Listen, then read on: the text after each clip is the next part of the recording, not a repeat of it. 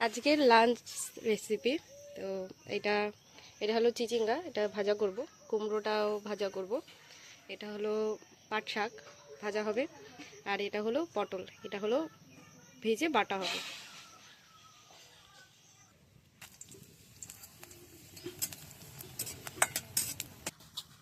এরপর কড়াইয়ে দিয়ে দেবো কেটে ধুয়ে রাখা পটল।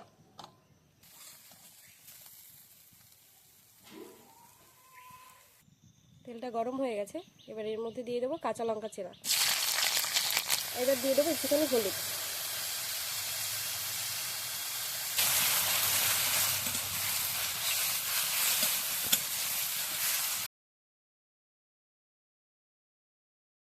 এর মধ্যে দেবো একটু রসুন কুচি, দেবো লবণ।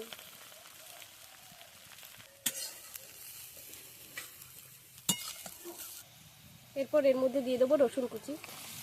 রসুন কুচিটা এরকম লাল লাল হয়ে গেলে এর মধ্যে দিয়ে দেবো কুমড়ো। দেবো সামান্য একটু হলুদ, আর দিয়ে দেবো সামান্য একটু চিনি। এটাকে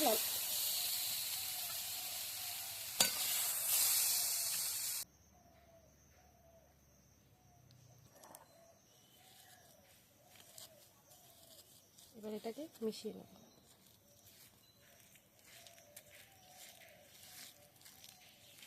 ডিম দিয়ে চিচিঙ্গা ভাজা, এটা হলো পটল বাটা, এটা কুমড়ো, আর এটা পাট শাক ভাজা।